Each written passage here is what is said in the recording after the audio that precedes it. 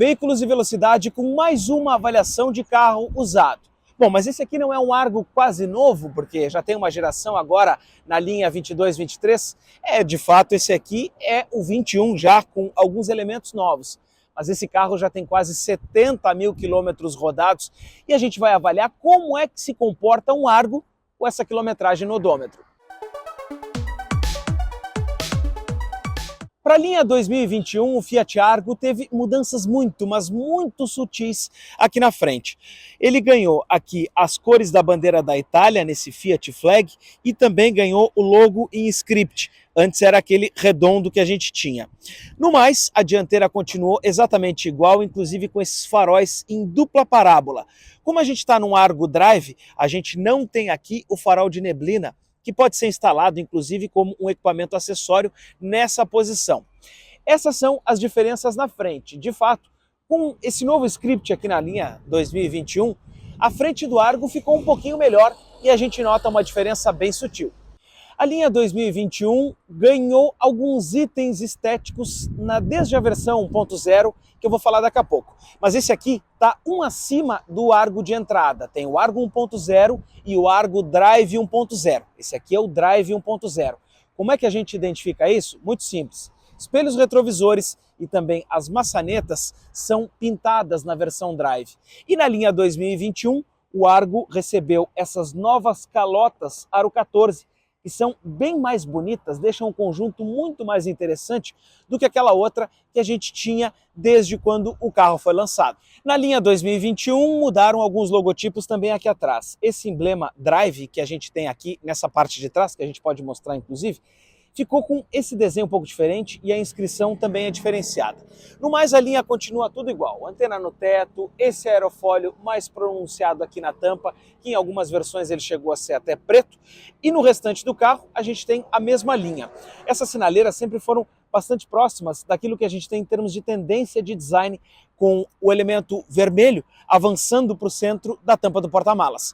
E aqui dentro do compartimento a gente tem 300 litros de capacidade, o que é suficiente para uma família viajar, claro, com algum aperto, mas dentro de um carro hatch, a gente tem um porta-malas suficiente.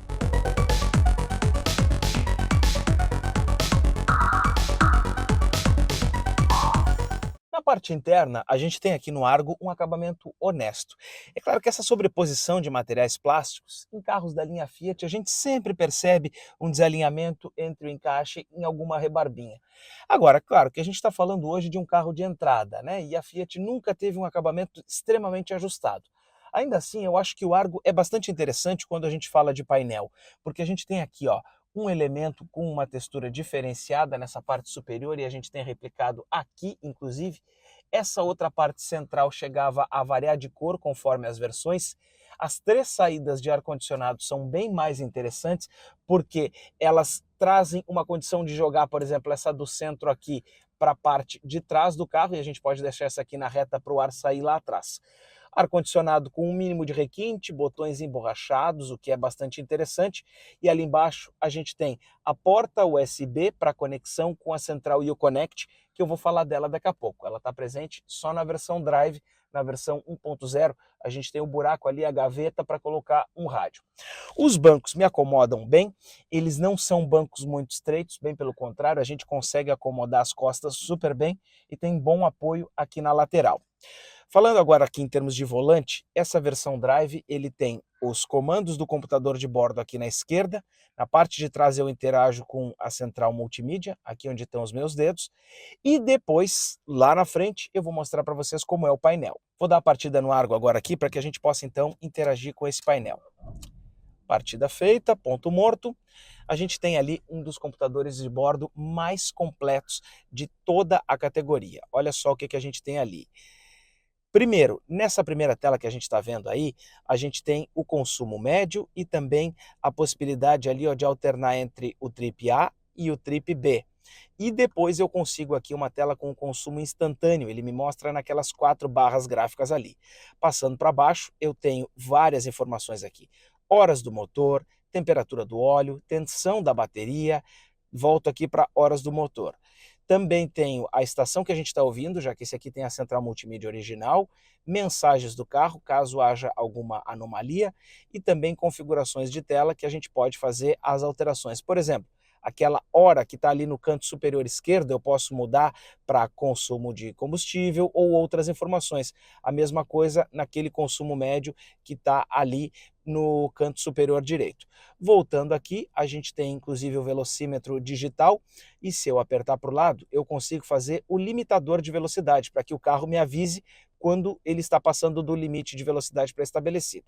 Fora isso, na esquerda o velocímetro, na direita o conta-giros. A central multimídia é o Uconnect de 7 polegadas que acompanha o Argo desde quando ele começou a ser fabricado, lá em 2017. A gente tem aqui uma das centrais mais interessantes do mercado. Alguns donos chegam a reclamar que ela dá algumas travadinhas, mas isso é realmente uma característica, porque em termos de central multimídia a conexão é interessante.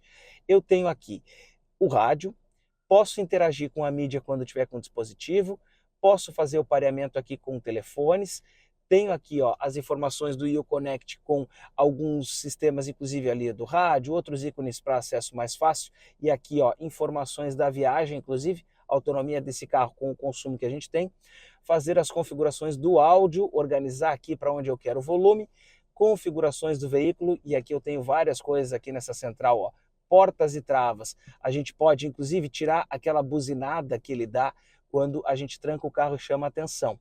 Isso é muito interessante, não fica esse barulhão aí. E aqui eu volto para o trip, né, com outras informações. Agora, essas configurações que a gente tem, o dono do Argo pode se divertir aqui, porque ele tem várias coisas e várias opções. Fora isso, a gente tem uma qualidade de áudio no som desse carro muito boa, porque ainda que seja um som original e não seja um som de grife, a gente consegue ouvir música sem distorcer. A linha 2021 ganhou em todos os Argo essa chave aqui, canivete, com os comandos para travamento e destravamento das portas. Por que eu estou dizendo isso? Porque até 2020, quando a gente comprava o Argo 1.0, ele não tinha alarme de fábrica, tinha que colocar como acessório e a chave não era essa aqui. Era uma chave que não era canivete. A partir de 2021, então, a gente tem aqui comando para trancar a porta e ligar o alarme, como ele deu agora, comando para abrir a porta, e também, se eu ficar apertando no botão para destravar, ele vai baixar os vidros. Só que como esse Argo só tem os vidros elétricos nas portas da frente, por óbvio, só vai baixar o vidro da porta da frente. Aqui atrás, a gente tem a velha manivelinha nesse Argo Drive aqui. Agora, vamos colocar de volta, vamos fechar o vidro, porque ao fechar o vidro, a gente consegue fazer o levantamento automático dos vidros, ao trancar as portas, melhor dizendo, a gente faz o levantamento automático dos vidros. A chave também permite que a gente destranque o porta-malas e acenda a luz.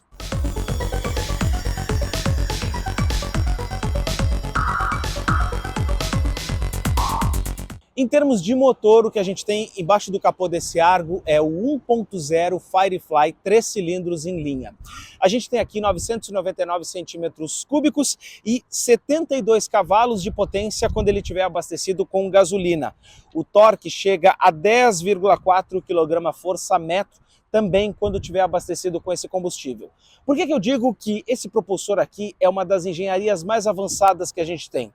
É que o tamanho dos cilindros desse motor é o mesmo tanto no 1.0 quanto no 1.3.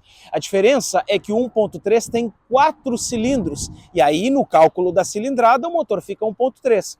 Quando se trata do 1.0, ele tem 3 cilindros. No mesmo cálculo da cilindrada, ele fica 1.0. Qual é a vantagem disso? É que há um compartilhamento de peças entre os dois propulsores, e com isso se ganha em termos de escala de produção, porque o reparo fica mais barato e a própria fabricação desse motor aqui fica bem mais em conta. Tanto que a gente não encontra na internet relatos de problemas nesse motor Firefly. Hoje ele é um dos melhores. Agora um pouco do que a gente encontra na internet sobre o que os donos falam desse carro aqui, de um Fiat Argo usado. Primeira coisa que a gente tem que falar é do sistema Start-Stop, já que todos eles tinham, desde os primeiros, o sistema Start-Stop num botãozinho que a gente podia desativar ele. E o sistema estava dando problema e muitos donos desligavam esse componente para não se incomodar mais. Lá nos primeiros Argo ele era de série e exigia inclusive uma bateria com maior capacidade. Depois, já nessa linha 2021, a Fiat tirou esse item fora e eu acho que isso até é uma vantagem. Outras questões de problemas relatados pelos donos que a gente encontra na internet estão ligados ao acabamento do Fiat Argo.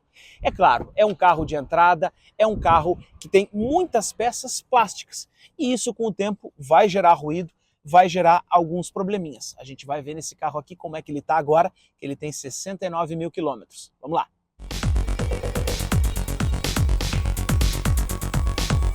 Outro relato de problema crônico que alguns donos de Argo relatam e que eu já pude observar em alguns modelos são barulhos na suspensão. Ó. Aqui a gente já viu que tem algum ruidinho quando a gente vira a direção.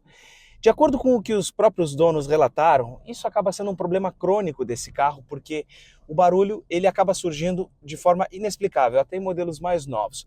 Pode ser um problema na construção, mas é preciso que os donos fiquem atentos para que isso não gere, por exemplo, um defeito posterior. Nós programamos para que ele trancasse as portas agora ao andar, então na primeira rodada, né, logo em seguida que ele passa de uma determinada quilometragem, de uma determinada velocidade, ele então faz o travamento das portas.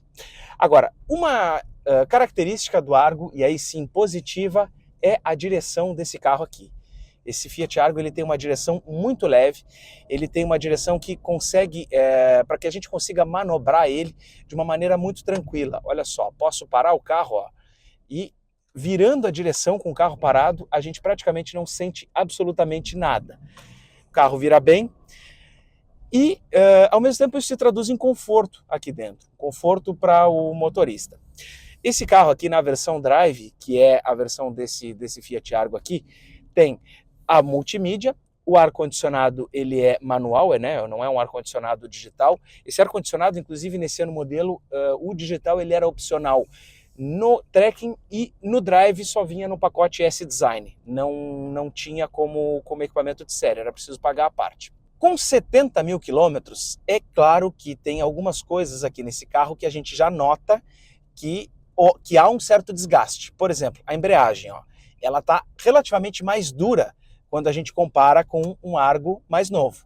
Até porque esse carro aqui ele foi utilizado muito tempo na cidade, ele rodou muito dentro da cidade, então a gente percebe o seguinte, ó, que o pedal em si ele está mais duro para a gente acionar. Vamos ver como é que ela está em termos de desgaste, ó. Tá na ponta aqui. Né? Então a gente pode perceber o seguinte, que com 70 mil quilômetros a gente já tem um desgaste médio na embreagem do Fiat Argo. Né? Ó, eu tenho que vir com o pedal até a ponta e aí ele começa a andar. Né? Quer dizer, isso é algo que o futuro dono precisa estar atento. Se chegou a 70 mil quilômetros, talvez mais perto do 100 ele vai exigir a troca, o que é um item de desgaste normal. Agora vamos ver como é que a suspensão se comportou nesses 70 mil quilômetros. Buraco, firme, não apresentou barulho. Vamos de novo no buraco. Ó, vamos exigir agora dele aqui, ó. Toquei forte, de novo, forte. Até deu uma raspadinha ali no para-choque. Peço desculpas pro dono, mas faz parte do teste. O que a gente percebe aqui é que a suspensão ainda está bastante firme mesmo com essa quilometragem.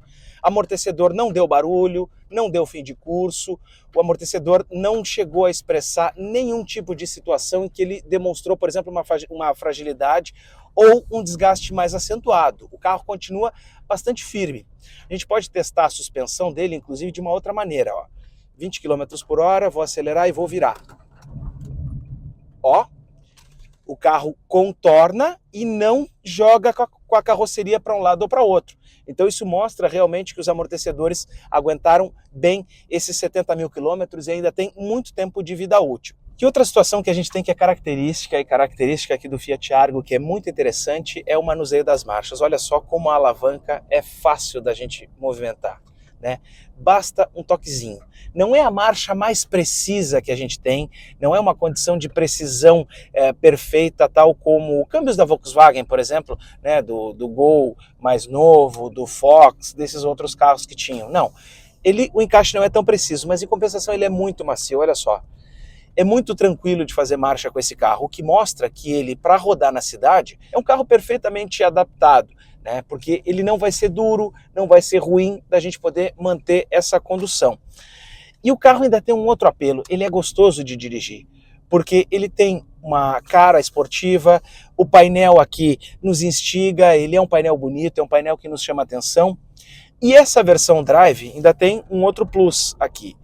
Ele tem a regulagem de altura no banco do motorista, que é desse lado aqui. Então, o que acontece? A gente consegue achar uma posição mais elevada para poder conduzir esse carro. Agora, o último teste, uma última avaliação rápida que eu vou fazer é dar uma acelerada para ver como é que esse motor 1.0 Firefly vai responder. Vamos ver, 0, arranquei, cortei nas 6.000 rotações, mais uma cantada, olha só, 60 km por hora nessa andadinha aqui. É uma aceleração imediata, constante e forte? Não, não é. A gente está falando de um carro 1.0, um carro de 3 cilindros, um carro que não é feito para correr, não é feito para andar. O motor do Argo, ele sobe o giro muito rápido e exige trocas de marcha constantes e frequentes para que a gente possa manter o giro num nível mais aceitável.